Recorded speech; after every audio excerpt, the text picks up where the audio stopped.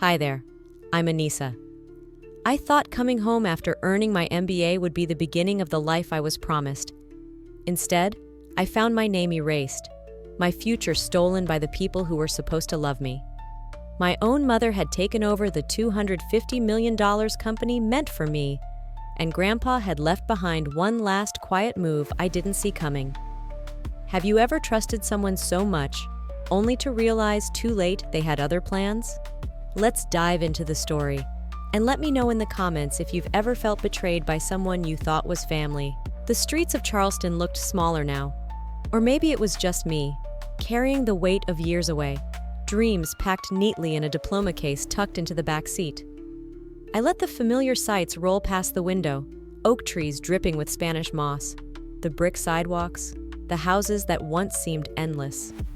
Returning felt heavier than I thought it would. Spring smelled different too, sharper somehow, like the air itself knew I wasn't the same girl who left. I clutched the steering wheel tighter as I approached the city's core, where the company building stood, a place I was supposed to inherit, the place Grandpa Vera had promised would one day be mine. As I pulled into the parking lot, my stomach twisted. New banners hung over the entrance, gaudy and unfamiliar, boasting slogans I didn't recognize. Faces I'd never seen hurried past me, badges flashing on their belts. I stepped inside, the receptionist offering a confused glance, tapping rapidly on her computer. "Can I help you?" she asked, the name tag on her blouse reading Molly. I smiled thinly. "I'm Anissa." I waited for recognition, for the flicker of apology. It didn't come. Instead, Molly squinted. "And you're here to—" A minor jab, but it landed. I nodded once and asked for the Human Resources office. The elevator ride up felt longer than it should have. I kept thinking about Vera's last letters to me, how she wrote about safeguarding what matters, cryptic at the time, now ominous. The HR director, a man named Davis who looked like he'd rather be anywhere else, shuffled papers as I stood in front of his desk. His eyes darted up to meet mine once, then dropped. "There must be some mistake," he said, voice strained. "You're not listed in our current executive registry." I blinked. "That's impossible. I'm a direct heir. Vera Montgomery's—" "I know who you are," he interrupted quickly, glancing toward the door like he expected Marjorie to burst through. "But as of last quarter, all executive designations were reassigned." The rest blurred. I caught words like transition, restructuring, and company needs. My ID card didn't work anymore. My office, the one with the framed photos of Vera and me, was now temporarily reassigned. I left the building before I could break down in front of strangers. The spring breeze slapped my face as I stumbled into the parking lot, searching blindly for my car. Inside, I sat behind the wheel, hands trembling against the leather. They had erased me, not argued with me, not demoted me, simply deleted. I closed my eyes, the warning in Vera's voice echoing back. "Not everything is what it seems, darling." If they could erase my name this easily, what else had they taken while I wasn't watching? Images flooded my mind. Birthday cakes with company logos, nights spent at Vera's side during late meetings, promises whispered over cocoa mugs. The company was supposed to be the anchor I built my life on. Now it felt like quicksand. I opened my eyes, staring at the glittering corporate tower through the windshield. "You didn't build this," I thought. "You inherited trust you never deserved, and I would be damned if I let you keep it." My hand curled into a fist on the steering wheel, knuckles white with fury. "I will find out everything you did," I whispered into the stale air, "and I will take it back." I started the engine. The soft growl of the motor rose behind me like a battle cry. It wasn't much, but it was enough. Enough to drive back into the fire. The next morning, everything at the office felt sharper. As I walked through the marble lobby, the click of my heels sounded louder than it should have, drawing quick glances that darted away the second I looked up. Conversations fell into awkward silences when I passed. Smiles tightened, hollow around the edges. It wasn't blatant. No slammed doors, no shouts. Just the subtle corrosion of belonging, peeling away in quiet layers. I didn't need anyone to say it aloud. I could feel it in my bones. I went through the motions anyway, pretending not to notice. But every nod that didn't reach the eyes, every good morning that sounded rehearsed, drove the point deeper. That evening, I found myself standing outside Vera's house, my hand hovering over the doorbell longer than necessary. When she answered, the warmth in her eyes threatened to undo me. Over steaming cups of chamomile tea, I finally broke the silence. "Something's wrong," I whispered, the words scraping my throat. Vera set her cup down with a deliberate calm that made my heart hammer harder. "I've been watching too," she said quietly. "Curtis has been presenting board decisions, but they don't match the records I remember approving. Timelines have been altered, signatures doctored." My chest tightened. "But why would they?" Her hand covered mine, steady and firm. "Because when people want power badly enough, they'll rewrite history to get it." A beat of silence. Then, her voice dropped even lower. "Don't confront them yet. Watch, gather. Let them reveal themselves." I sat there, swallowing the hot tea that suddenly tasted bitter. Everything in me screamed to act, to storm the office, to demand what was mine. But her eyes, steady and knowing, pinned me in place. Patience, she was teaching me. Patience that burned. Later, lying awake in my too-small rental, I replayed Grandpa's old lessons. "The real win is rarely loud," he once said, smiling as he pushed a chess piece into a trap I hadn't even seen forming. I understood now. This wasn't a sprint. It was a siege.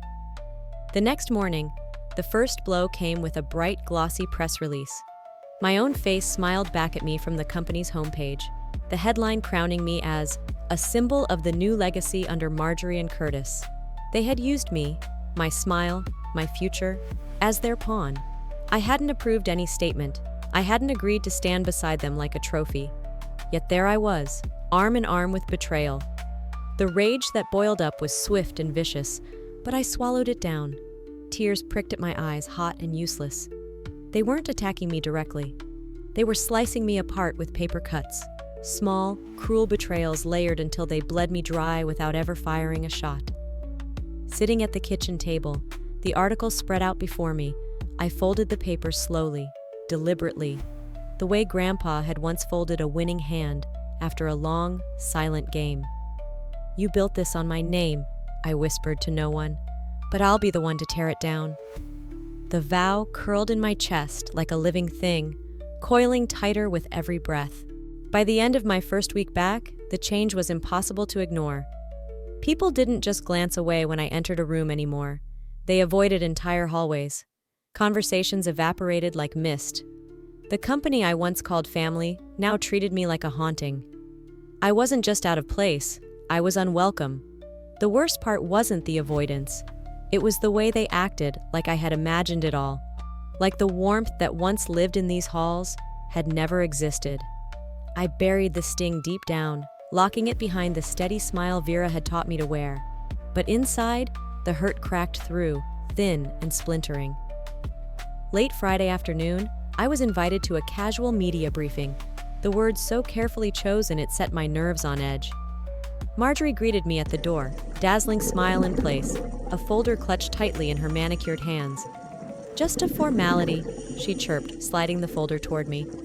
"We want to make sure messaging is aligned for the company's future." Inside, a scripted speech, polished and poised, already written in my voice. I hesitated, a flicker of warning at the base of my spine, but a dozen eyes watched me from across the room, polite, expectant. I signed. It wasn't until the article came out the next morning that I saw what I'd truly endorsed. A glowing feature about the visionary leadership of Marjorie and Curtis, illustrated with a carefully cropped photo of me smiling brightly, standing just behind them. My words twisted. My name lent to something I never agreed to. I stared at the screen, bile rising. Trusting her smile had been my first mistake. Believing this time would be different.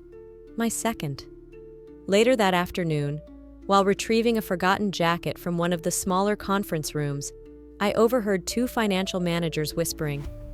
"Have you seen the numbers under her name?" one murmured. "She'll never recover. They're setting her up perfectly."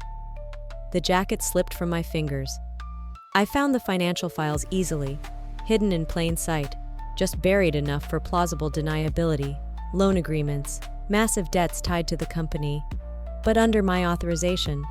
Except I had never signed them. Except I had. Somewhere, somehow, my signature had been forged, my future quietly mortgaged away while I smiled politely for cameras. I stumbled into an empty office, gripping the file against my chest, struggling to breathe. They hadn't just erased my presence. They were building a grave for my name. I wanted to storm into Marjorie's office, to shove the files in her face and scream. But Vera's voice drifted back through the haze of rage. "Gather everything first." I sat down heavily under the flickering fluorescent lights, the company's new branding banners mocking me from across the room. Gather everything first. I pulled out my phone and carefully took photos of every page, the first thread in their carefully woven web, now pulled free. My hand shook as I typed out a text to Vera. "You were right. It's worse than we thought." I pressed send. Alone in the growing darkness, with evidence scattered around me like broken glass, I realized something crucial. This wasn't going to be a battle. It was going to be a war. And this time, I wouldn't be the one caught sleeping. The feeling that something was deeply wrong gnawed at me more viciously with each passing day. Every glance felt measured, every handshake brittle. Curtis and Marjorie's smiles had sharpened to the point they felt like knives against my skin. I told myself to stay patient, to trust Vera's plan, but patience had never been my strength. My instincts screamed louder with each careful step I took through the halls I once loved. Something rotten pulsed beneath the polished marble floors and designer suits. That night, long after the last light in the building had gone dark, I slipped into the finance department. No witnesses, no whispers, just the hum of the server room and my own heartbeat pounding in my ears. The system access was easy, too easy, and there it was, rows and rows of transactions, loans opened under my name, debt mountains stacked precariously on foundations I hadn't agreed to build. My digital signature stamped neatly at the bottom of every authorization. I gripped the edge of the desk as the room tilted. It wasn't a misunderstanding. It wasn't a clerical error. It was a noose, and they had fitted it snugly around my neck without ever letting me feel the rope tighten. Sitting there in the dim glow of the monitor, I felt something inside me rupture. It wasn't anger, not exactly. It was the breaking of trust so complete that even the pieces felt beyond gathering. I remembered my first day working here, bright-eyed and terrified, clutching a coffee I'd been too nervous to drink. Grandpa Vera had walked beside me then, whispering, "You belong here always." Now I was nothing but a threat they needed to eliminate quietly. When I finally forced myself to leave, the cold spring night felt cruel against my skin. The next day, desperate for something normal, I picked Kaylin up after school. Ice cream had always been our thing, a tiny rebellion against the world. We sat on the curb, our cones dripping onto the sidewalk, when she said it. "Curtis said when the company is ours, he's going to give me my own office, maybe even a car when I'm 16. She grinned, wide and proud, swinging her legs like a kid who had no idea she was holding a dagger. I froze, ice cream forgotten in my hand. When the company is ours, Curtis wasn't just stealing my legacy, he was planting seeds in the heart of the only person left who looked at me without suspicion. I forced a laugh, ruffled Kaylin's hair, promised her she'd have the coolest office ever. She giggled, believing me, and I hated myself for lying. That night, back in my rental, I sat in the darkness and wondered when love had become another weapon to be used against me. They hadn't just taken the company. They were poisoning the last safe places I had left. I stared at the ceiling, my fists clenching and unclenching in the sheets. If even Kaylin wasn't safe from them, then neither was I. There would be no more waiting. There would be no more mercy. It was time to plan not just to survive them, but to destroy the lies they had built, from the inside out. The third week unfolded like a slow suffocation. Doors that once welcomed me slammed quietly shut. Invitations to meetings disappeared from my inbox without explanation. I watched my reflection warp in the polished glass walls of conference rooms, where decisions were now made without me. No words were spoken, no accusations hurled, just silence. Cold, strategic, final. They weren't hiding it anymore. I wasn't a participant. I wasn't even a threat. I was an afterthought they were determined to erase completely. It was Vera who delivered the next blow, her voice low over the static of a late-night phone call. "Curtis set up a scholarship fund," she said, the words slicing clean through the thin hope I'd still been clinging to. "Under Kalen's name, it's public record now, tied to promises he's made if you step aside." I sank onto the edge of the bed, the weight of it anchoring me in place. Even Kalen, even her. A memory flickered. Kalen at 3 years old, curls bouncing as she insisted on one more story, one more song, one more minute in my arms. Back then, she had looked at me like I could fix anything. Now she was a bargaining chip in a game I never agreed to play. Tears welled up, bitter and sharp, but I blinked them away. They didn't deserve that part of me anymore. The next morning, a sterile email arrived in my inbox. "Effective immediately. Your presence at executive meetings is no longer required. You have been reassigned to special projects. Thank you for your continued service." It was signed by Curtis, of course, not Marjorie. She preferred to let her attack dogs handle the dirtier work. I stared at the screen for a long moment, the cursor blinking back at me like a dare. I was no longer a voice, no longer a vote, no longer anything that mattered. The ghost of my past self, the eager intern, the ambitious executive-to-be, flickered in my mind and then vanished. I wanted to march into the boardroom, to throw every stolen document onto the polished oak table, to watch their carefully curated smiles crack and crumble. But I didn't. I thought of Vera's words, "Let them show the world who they are." So I swallowed the scream rising in my chest and smiled instead. They wanted me erased? Fine. I would make sure the story they wrote for themselves would be the one that destroyed them. That afternoon, I began discreetly recording conversations. Tiny, innocuous moments. Marjorie's backhanded boasts, Curtis's offhand comments about restructuring and consolidation. Each file saved under names they would never think to search. Each thread carefully woven into a net strong enough to drag them under. If they thought pushing me into a corner would break me, they clearly forgot who raised me. The fourth week settled over me like a thundercloud, thick and heavy, daring me to breathe wrong. The air inside the building buzzed differently now, sharper somehow, like static clinging to every surface. Smiles had vanished altogether. Every word spoken around me was clipped, mechanical, weighted with something they didn't dare say aloud. I moved through the hallways like a specter, Vera's words trailing close behind me. Truth needs no loud announcement. It needs proof. Proof. That was what kept me from tearing the walls down with my bare hands. The morning started with a small betrayal that burned hotter than any accusation. I tried to log into the internal system, my fingers moving by memory across the keys. Access denied. Confused, I tried again, and again. A few moments later, a terse email from IT dropped into my inbox. Your executive clearance has been revoked per directive from the acting board. No apology, no explanation. I stared at the screen, the words blurring at the edges. They had blinded me, cut me off completely from the heart of my company. It wasn't just a demotion. It was erasure at an institutional level, sanctioned, stamped, approved. Memories clawed up, late nights perfecting presentations, leading strategy sessions no one else wanted to tackle. Every ounce of sweat, every sacrifice I made to prove I belonged, wiped away with a few keystrokes. There was a numbness at first, almost clinical, and then the heat came, rage sharp enough to leave blisters. But there was no time to grieve, not when the next blow was already hurtling toward me. By noon, the entire staff was gathered in the main hall for a press conference announcing exciting leadership initiatives. I stood in the crowd, trapped by polite clapping and thinly veiled pity, as Marjorie took the stage, radiant and polished. She spoke of growth, of resilience, of forward-thinking visionaries who would usher in a new era for the company. Then, smiling sweetly, she introduced Curtis as the strategic architect of the future. The applause was deafening.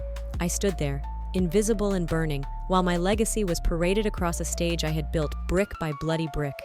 No mention of me, no acknowledgement of my work. I was just there, a prop in the background of my own story. Afterward, I slipped out the side entrance, the walls of the company pressing in harder than ever before. My feet moved on autopilot, but my mind raced. They had their show. their narrative, and they had handed me the match to burn it all down. I met Vera that night at a quiet cafe off King Street. The air smelled of old books and fresh coffee, a strangely fitting backdrop for conspiracies and counterstrikes. I slid the flash drive across the table to her, my fingers steady despite the adrenaline humming under my skin. Vera picked it up, eyes narrowing slightly, and smiled. A slow, grim thing. "Now," she said, voice low and sure. "We begin." By the 5th week, the hostility thickened until breathing inside the building felt like inhaling smoke. Curtis and Marjorie no longer even tried to veil their contempt. Every sideways glance, every clipped exchange was a dare, a warning. You are not welcome here. I kept my head down, kept gathering, kept filing each slight away in my mind, like weapons waiting for the right moment. But even patience has a breaking point. At the quarterly investors meeting, I sat at the back of the room, reduced to an observer at what should have been my table. Curtis stood confidently at the podium, the room hanging on his every oily word. "And while we honor the legacy of those who came before," he said, voice syrupy sweet, "we must acknowledge that leadership demands more than sentimentality. It demands stability, competence, vision, traits that not everyone is naturally equipped with." He didn't look at me when he said it. He didn't have to. Every pair of eyes swung toward me anyway. The humiliation burned so hot it scorched the inside of my throat. I dug my nails into the palm of my hand, forcing myself to stay still, to stay silent, to stay dangerous. Later, I would realize it wasn't about discrediting me. It was about breaking me in front of an audience, making it public, irreversible. The drive home blurred past in a wash of angry tears and knuckles white against the steering wheel. It was only when I pulled into the driveway that the real blow landed. An envelope flapped against my front door, caught by a stray breeze. Eviction notice, filed under Marjorie's name. The reason? Restructuring of property assets due to performance deficiencies. I stood there for a long time, the paper crumpling in my trembling hands.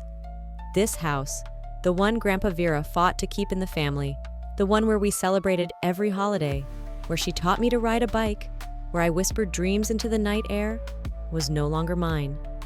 They hadn't just stolen my job. They hadn't just stolen my name. They had stolen the last physical piece of my past. I pressed my forehead against the front door, the wood cool against my skin, and for the first time in this long, miserable war, I let myself cry. Not for the house, not for the company, for the little girl who had believed family meant protection, not betrayal. When the tears dried, what was left inside me wasn't grief. It was something harder, sharper, cleaner. I wiped my face with the back of my hand and turned away from the door. They had drawn the line. Now it was my turn to draw mine.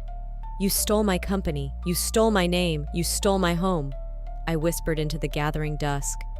Now, it's my turn. I sat on the front steps of what used to be my home, eviction papers trembling in my hand. The house loomed behind me, windows dark, a fortress I no longer had the keys to. The weight of everything I had lost pressed against my ribs. The company, the home, the people who were supposed to love me, all of it twisted and torn, left to rot under someone else's name. The breaking point came not with a scream, but a hollow knock on my chest that wouldn't stop echoing. A sleek black car pulled up to the curb, its engine humming like a warning. Marjorie stepped out, dressed like she was attending a charity gala, not dismantling my life piece by piece.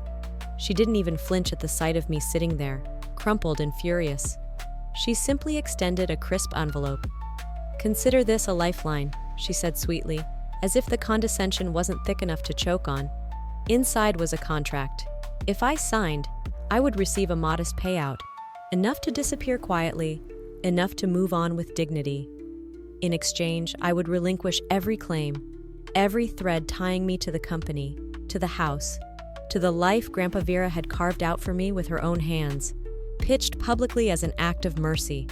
In reality, it was a noose made of silk. I stared at the paper so long the lines blurred. For a moment, a sharp, desperate moment, I almost signed, almost. Instead, I folded the contract back into its envelope, rose to my feet, and handed it back to Marjorie without a word. The look she gave me was pure venom. Good. I didn't look back as I walked away from the only home I had ever known. That night, Vera met me under the old oak tree behind St. Jude's Church, where the city lights couldn't reach. She looked tired but fierce, the way only people who had survived 1,000 betrayals could. Without a word, she handed me a thin, battered folder. Inside was salvation, a legally binding transfer of company ownership, signed and notarized a year before. My name on every page, no loopholes, no way for them to undo it. They thought I was old and sentimental, Vera said quietly. They forgot I was a survivor first. Shock crackled through me, burning away the last threads of despair. Hope flooded in to fill the spaces left behind. We stayed there a long time, breathing in the damp spring air, plotting not revenge, but justice. The next morning, dressed in black like armor, I walked into the company's executive boardroom. Curtis looked up first, a smirk curving his lips before he registered the folder in my hands. Marjorie followed, her smile faltering. I placed the documents on the table and leaned in just far enough that only they could hear. "You wanted a war," I said, voice steady as stone. "You forgot I already won it." The boardroom was almost silent when I walked in, the soft scrape of chairs against the floor the only sound. I held the certified documents in my hand, my heart beating a slow, deliberate rhythm in my chest. Vera stood at the back, arms folded, her eyes sharp and steady. I laid the documents down on the table with a finality that echoed louder than any argument. The head of the board leaned forward, his brows knitting together as he scanned the papers. Around him, whispers began to stir, anxious, confused, frantic. The announcement came swiftly, cleanly. The company had been legally transferred to me a year ago. Every action Marjorie and Curtis had taken since then was null, invalid, illegal. Curtis's face drained of color. Marjorie, ever composed, didn't flinch. She simply rose from her seat, straightened the cuffs of her tailored jacket, and walked out without looking back. No apology, no explanation, just silence. The room sat heavy with tension, but I didn't stay to soak in it. Vindication should have felt like a tidal wave, a victorious roar after months of choking down betrayal. Instead, it felt like standing in the wreckage after a storm. Even winning had a taste of ash. Later that night, sitting alone in my new office, the one that once belonged to Vera, I stared at the framed photo she had left on the corner of the desk. Me, barely 5 years old, perched proudly on her lap. Grandpa Vera's arm around us both, a family forged by choice, not blood.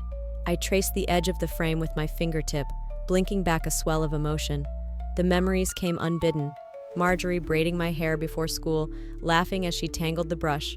I remembered thinking I was the luckiest little girl in the world.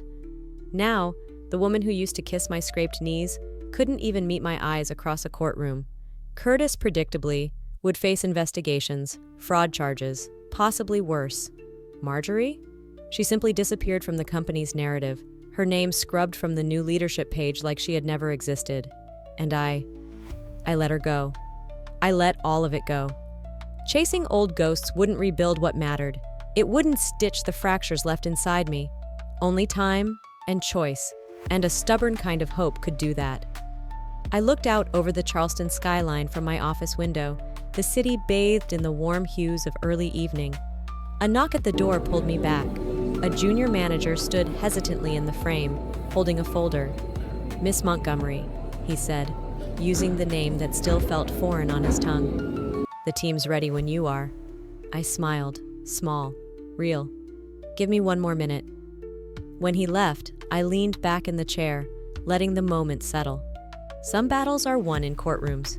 The real ones are fought inside us every day. The past didn't define me, it shaped me. Now I get to decide who I become. If there's one thing I've learned through everything, it's this. You can lose almost everything: your home, your title, even the people you thought would stand by you. But you never lose your worth. No one can take that unless you hand it over. Standing up for yourself isn't about shouting the loudest. Sometimes it's about enduring the silence, gathering the truth, and letting it speak for you when the time is right. healing doesn't come from winning battles against others. It comes from reclaiming the battles within. What about you? Have you ever been pushed to a point where you had to reclaim your own story? I'd love to hear your thoughts. Drop a comment below. Tell me where you're watching from, or simply type 1 if this story touched your heart. And if you enjoyed this story and want to hear more journeys of resilience, healing, and strength, don't forget to subscribe to the channel. Your support means the world, and together we can build a space full of hope and new beginnings.